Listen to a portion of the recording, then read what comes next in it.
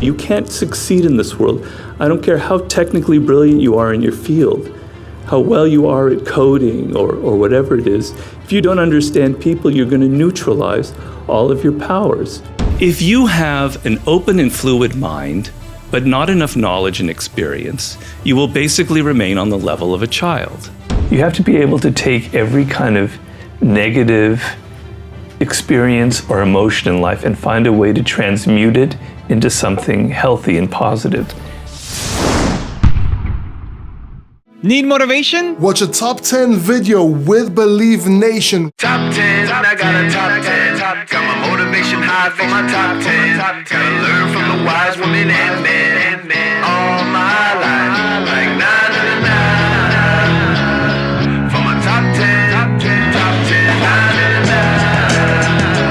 This one's for my top 10.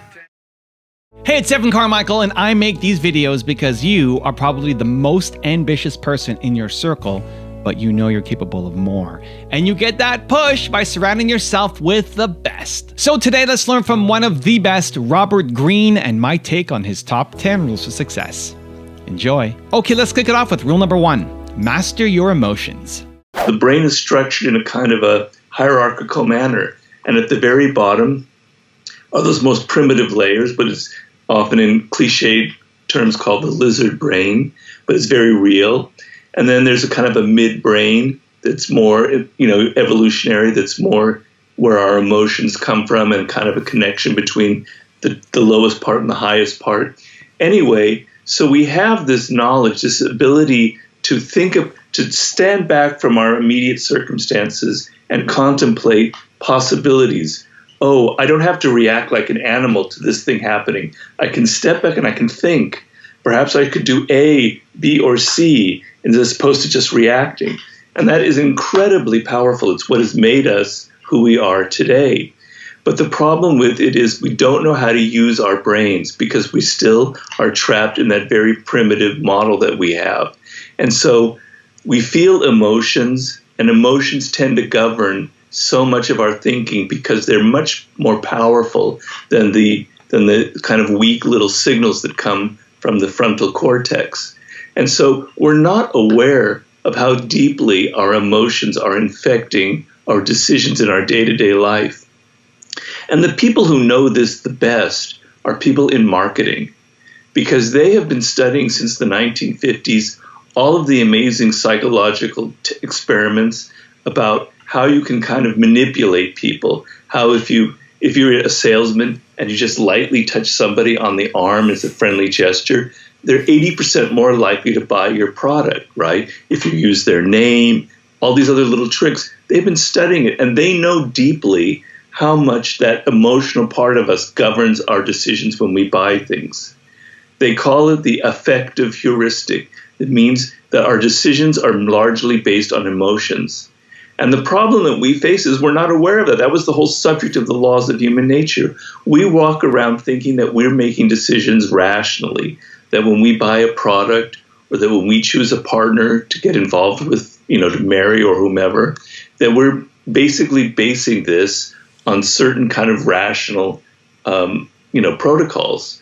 But we're not at all. We're infected very, very deeply with emotions. And so that lack of awareness, that belief that we are rational when we're not rational, is very, very dangerous. Because, answer me this, Tom, how many people do you know who admit to the fact that they are irrational, that a decision they made in life, even one that was a mistake, came from an irrational part of them, that it wasn't something that was thought through, that it wasn't something as strategic? I bet you could count them on one hand, Yeah. And I'm as guilty of that as the next person. It's very much part of our nature to deny the fact that mostly we're governed by emotional responses to the world around us. Rule number 2, understand people. I thought of myself in the sense that I too had had many failures. I too had had problems dealing with people, particularly before I wrote the 48 Laws of Power, problems that inspired that book. I too had made many mistakes. I had violated law number 1, never outshine the master, and I had been fired for that. So I was thinking about my own problems as well. And about 7 years ago, I decided to set out on a quest. I was going to try to get at the root of all of these problems that these people had and that I had, to sort of, and what I thought that the root of this problem was the basic ignorance or misunderstanding of human nature, of the laws that govern human behavior, much like Sir Isaac Newton was looking at the laws that govern the movement of stars. I was going to write a book about this subject because startlingly enough, this is a subject that we all need to know, because as a social animal, we spend all of our time dealing with people. You can't succeed in this world. I don't care how technically brilliant you are in your field, how well you are at coding or whatever it is. If you don't understand people, you're going to neutralize all of your powers. Rule number 3, never give up. I'm a very driven person, so I wasn't going to let this defeat me, because the alternative was losing hope and becoming suicidal, and I wasn't going to let that happen. Also, I knew I had another book that I really, really wanted to write, so I had to keep living, and I was in a coma for a while, and things were a little bit touch and go during that, and I feel like there was something willed inside of me unconsciously that kept me alive. The other weird thing is, I spent a lot of my time alone, swimming, hiking, writing. It just so happened, just by coincidence, that I was driving when my wife was there.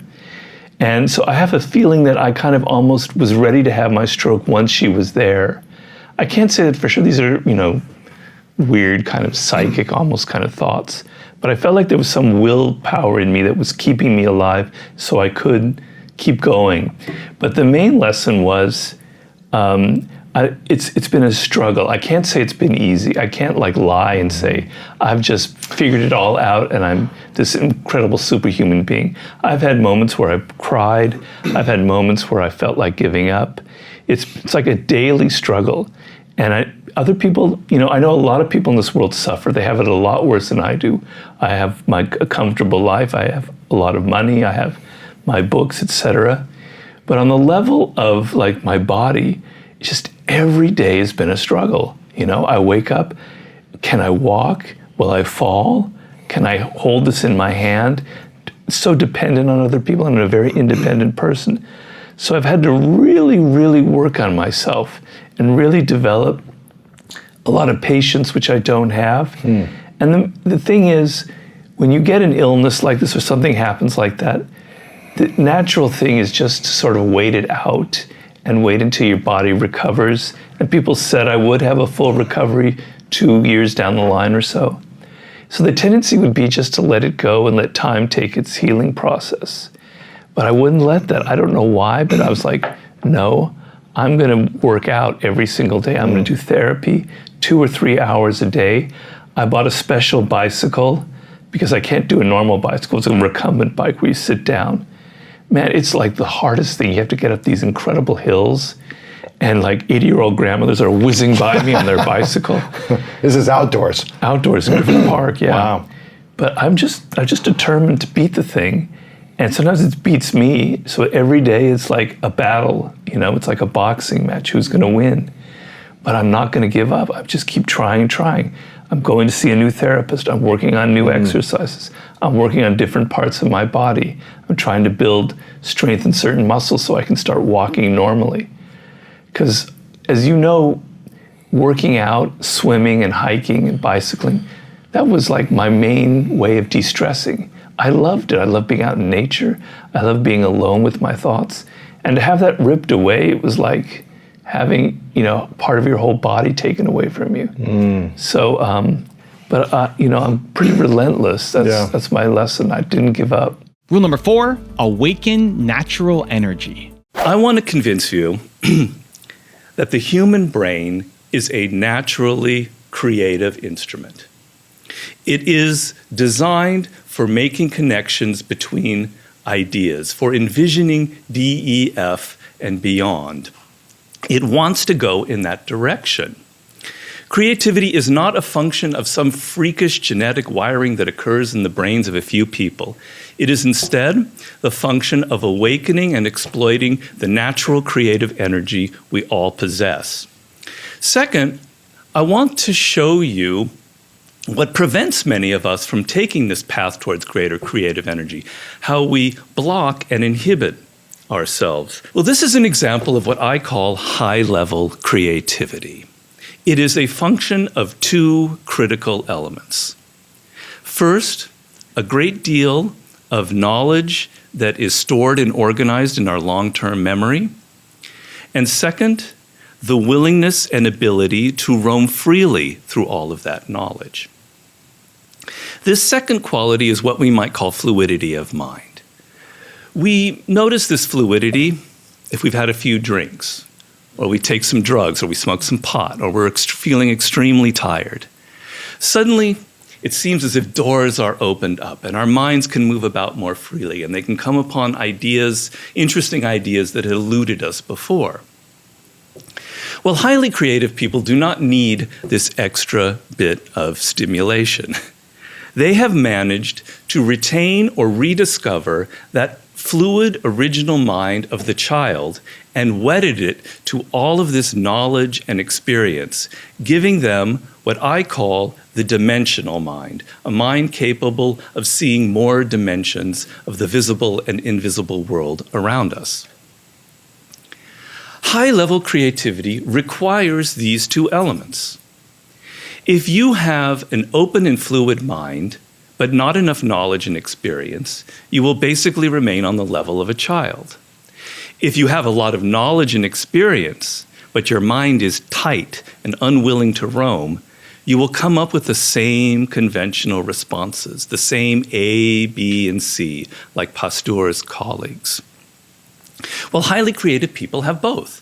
They have the knowledge and the experience, plus the mental fluidity, which gives them the ability to see more possibilities in the world around them and to maximize, to realize to its fullest, the natural connecting power of the human brain. Also, if you want to have more self-confidence and self-belief, I've created a special free program called 254 because the science says that it takes up to 254 days of consecutive action to build a habit. So what I'm going to do is send you an unlisted video to your email every day for 254 days for free to help your confidence and self-belief shift forward. The link to join is in the description below. You were up and dressed and ready to go before your parents were up. You know why? Because you knew something unexpected was going to happen. That's how we should live our lives. Waking up with the understanding to expect the unexpected. One of the real reasons we don't do the things that frighten us is because we are afraid of being judged. Rule number 5, practice to analyze emotions. A lot of people have a misconception that rationality is the ability to repress your emotions, to somehow subtract them from your decision-making process. And that is exactly the wrong way to approach it, because think of it in your own life. If you meet somebody who turns out to be very toxic, like a toxic narcissist, you're going to get a gut reaction, an emotional response from them, right? Something's wrong with this person. And then that causes you to start thinking about, maybe I shouldn't involve myself in a partnership with this person. Maybe I shouldn't get in a relationship. So your emotion will trigger a dangerous response, which was sort of the reason why we have emotions, a fear response. Oh, there's a lion hanging out over there. I better be, aware of it. That emotion then triggers your kind of awareness. So emotions are essential to the rational process. The problem is you have no distance from your emotions. You're not able to take a step back and analyze. Is this a rational response? Is there really a lion over there? Well, I live in Los Angeles. There's probably not a lion over there. It could be a coyote or something, right? So I'm able to step back and kind of analyze the nature of the threat, the nature of what could be something exciting or not. So that's the dividing line, the ability to step back and analyze your emotions and tell yourself, why am I feeling this way? Why am I angry? Why am I excited? That is the key point. That is what divides people who are truly able to be rational from those who can't be, right? So you have to train yourself. It's not natural to who we are because our nature is to simply react, right? So the ability to stand back and say, no, I better wait. Maybe I should wait a couple of days before I send it. Let's see how I think tomorrow. and then tomorrow shows you that it was irrational, that your emotion wasn't really proportional to the event. So if your emotional reaction is proportional to the threat or to the opportunity, then there's a reason for it. But so often, particularly in this hyper social media environment where it's kind of like we're all feeling constant rage and anger, a lot of times it's not related to anything real or is out of proportion to the actual problem or threat. So you don't try and repress your emotions. You can't write a book. You can't start a business. You can't make a decision about what you want to do without the richness of emotions. The brain is an organic thing. Everything works together. So people who have had that damage where they can't feel the emotion, that the emotions are blocked, and there are brain damage that causes that, it's been shown that they can't make rational decisions because they can't decide. They can't feel what is good or what is bad, what is an opportunity, what is dangerous. So you want your emotions, you need them. You're not trying to repress them. Repressing emotions will lead to other problems. What you want is just that tiny little bit of distance, that ability when you're feeling it to go back and go, why am I really feeling this? What are the roots of it? That's a very powerful ability that you can use, that you can develop through practice, just like exercise will develop your muscles. Through being able to think before you react, it will slowly become natural to you. But you have to practice it, and you have to be aware of that's the source of your problem. Rule number 6, cultivate empathy. I want us to get over this notion that the narcissist is always the other person and not me. We are all on the spectrum. The solution here is simple. First, we have to admit that we are narcissists. The person that says, oh my God, I'm not a narcissist. No, not me. That's exactly a sign of narcissism right there. They are the exception. No, not me. Look at me, I'm not a narcissist. The second thing you have to realize is that you're basically a functional narcissist. And that energy that goes into yourself can literally be turned outward and can be transformed into empathy, which is one of the chapters in my book. And what I mean by that is we turned all of that libidinal desire into ourselves. We became fascinated with ourselves, our thoughts, our ideas. We need to turn that outward into people that we're looking at. So when you're in a conversation with a friend or whatever, chances are you're not really listening to them. You're not paying attention. You're on your phone or you're somewhere else because you're more interested in your own ideas and your own problems. That's where your energy and fascination goes. But you must realize that the people you're dealing with are weirder and more interesting than you could ever imagine. I like to tell people, think of the people you deal with as if they were characters in a movie. I had a job once where I was really depressed, people I thought were really awful, and I imagined that they were actually figures in Greek mythology, and I had to figure out which one each one of them was. And it helped me a lot, because now I had to think about their lives and their childhoods and what made them the way they were. So the people you're dealing with are much more interesting than you imagined.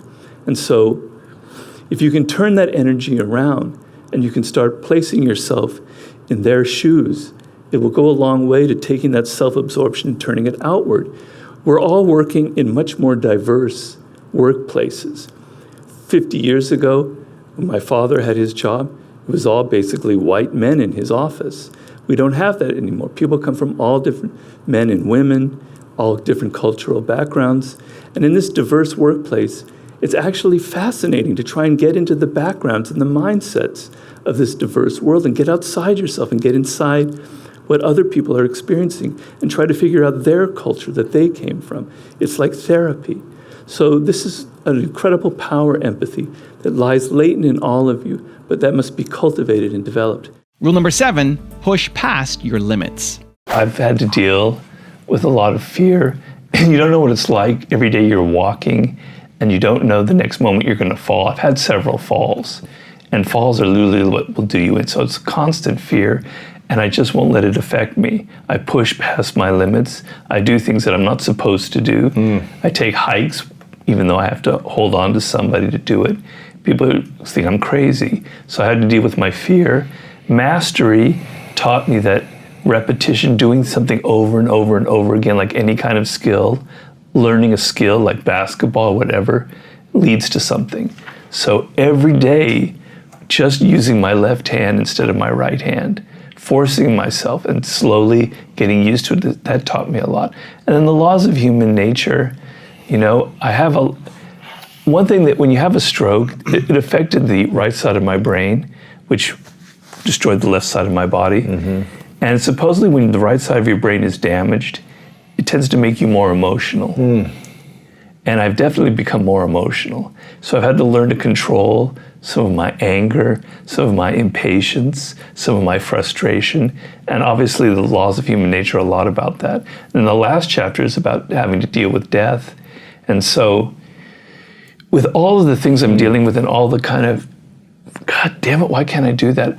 I have to keep reminding myself I'm alive. I'm gonna write another book. The birds are out there chirping. It could have been a much different story. Last month, 6 weeks ago, was the 2nd year anniversary of the stroke. And I had this thought, this could have been the 2nd anniversary of my death. Wow. And what people would be like gathering together, or maybe they would, maybe they wouldn't. But you know, it would be like the anniversary of my death, but it's not. I've been given a second lease, and I have to think about that every single day. Rule number 8, admit and learn. It's almost like an AA thing, that you have a problem. If you go through life thinking you don't have a problem, that you know who you are, that your relationships with people are fine, that everything is hunky-dory, then you're never going to be able to even begin to go into the process. So admit you have a problem. Admit you don't understand the people you deal with. Even your spouse or your children, they're mysteries to you. You don't really know what they're thinking. So admit that first. When you admit that, now you're motivated to try and learn. There are little steps you can take. I won't go through all of them. But the first thing is, if you take your wife or your husband, if you say to yourself, I don't really understand them. I think I do. But a lot of the times when you think you understand them, you're just simply projecting onto them your own emotions. Step back and say, today, I'm going to observe her, let's just say from my point of view, in a different way than I normally do. And I'm going to look at her nonverbal communication because I'm a big believer in nonverbals. And today, I'm going to glean one truth about my wife or spouse or partner that I had never noticed before. And I'm going to try and see, perhaps get to the point where I can begin to understand her perspective. So if, for instance, there's an argument or a disagreement, here's another instance where you step back and you go, stop being so self-righteous and maybe try and take the step of understanding her point of view. Rule number 9, desire to be in control. We're creatures that definitely don't like anything kind of painful. We want our lives to be pleasurable. We've had painful experiences in our life. Generally, in social situations, I maintain that most pain is psychological and it comes from bad social interactions. Okay, so you don't want pain in your life. Obviously, everyone's going to answer that, right? So you don't want to make bad decisions. You don't want to have your emotions dragging you along and causing all kinds of havoc. So if you understand that that's the problem, you're now motivated to then try and tackle it. So I could give you the best techniques in the world, but it won't matter at all if you don't feel that need for it, that hunger for the ability to have a slight degree of control over your own actions. I practice meditation every morning, and I highly advocate it. I think it's been one of the best things I've ever done for myself. Been doing it now for over 10 years. It's like a ritual. And as you're meditating and you're emptying your mind, suddenly emotions and things will start welling up. You don't even know from where, like anger and all this kind of pissy stuff and things about your parents and about all your bad relationships, etc. And now you're thinking, why am I thinking about that now? The sun is shining. I'm trying to empty my mind. Why is this garbage welling up in me? And you start to have some distance and you start to see, I try and picture it like my thoughts and my emotions, they're out there. They're like 2 feet away from me. They're not inside my head. They're over there. And I could watch my mind creating this little theater of all these little problems and dramas. And that's a beautiful thing. I catch myself now, because I'm not perfect. I'm very human and I have the same problems that I'm talking about. But I catch myself. maybe 50% of the time now, wow, you're reacting here. That emotional idiot part of you, that lizard part of you is taking over, and I can step back. So meditation is a very powerful tool. Ryan Holiday, my good friend of yours, he has very much advocated the use of journaling, of writing things down, and I do that as well, so you can analyze yourself. But the main thing is you've got to train yourself. And rule number 10, the last one before a very special bonus clip, is learn the art of seduction. I want to take you away from thinking of seduction as just the sort of thing that men do on women or women do on men. It's something that permeates our culture. It's in advertising, it's in marketing, it's on the internet, it's in politics. It's different. Obviously, a sexual seduction is not, it's the same as Kennedy seducing the American public, but the dynamics, the casting of the spell, the enchantment has a similar process. First of all, there's the desire to be a seducer, which a lot of people will say, oh, I don't want that, I'm not interested in that. And what I'd say in the book is remember the time that you experienced probably in your life when another person had fallen in love with you, and you sensed that you had power over them, that they were under your spell, that the things that you said excited them and interested in them. The walls, the resistance that people normally have are so frustrating. You can't reach your kids, you can't reach your wife, your people at work, they're closed to you. And in that moment when someone had fallen in love, that wall came down and you had this sort of back and forth electricity. It's amazing. You love it. It's powerful. It's great. You want that. You don't want the sexual version of it in your office, obviously, but you want to be able to persuade, to get people to lower some of their usual walls and resistance to you. So the first thing is you want seduction in your life. Believe me, you want it. The other thing is you have a misconception about seduction. It's not this, as you say, this villainous male, kind of figuring out these very cold, calculating strategies. That's not what it's about. There's got to be a naturalness to it. If you're someone that has calculated their way too much in the process of, this is what I'm going to do, step A, B, and C, it's not seductive. People can read it. Seduction, there's a body language to it. There's a kind of nonverbal communication. And we sense that another person is trying too hard. They've read a book. They read The Art of Seduction and they're applying the 24 strategies. It doesn't work. You have to bring out natural qualities that you have. And I maintain in the book that every person has a kind of natural quality that makes them authentically seductive. Now I've got a special bonus clip that I think you're going to enjoy. But before that, it's time for the question of the day. I want to know, what was your single biggest takeaway from this video and your plan of action for the next week? When you watch a video and you just get motivated, the sign says you have a 35% chance of actually following through. That's not good enough, Believe Nation. We got to take action.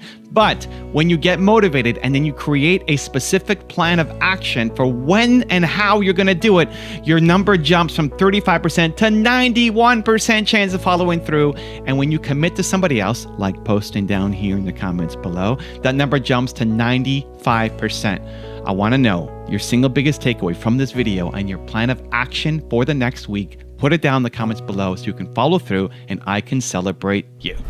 You have to be able to take every kind of negative experience or emotion in life and find a way to transmute it into something healthy and positive. So how do you take that thought and turn it into something life-affirming and productive? And so my way is, okay, that very well may be, I better make the most of what the time that I have, because in 200 years, I'm nothing, right? Also, through my books, I will have a life that will go on. I will have a legacy. Work on that. Think about people reading you in the future. So I use it, any kind of negative thing. This is sort of the idea of amor fati that I've talked about in my books. Any bad thing that fate brings you, you have to find a way. It's like alchemy. Using the Philosopher's Stone, you transform that into gold through a mental process.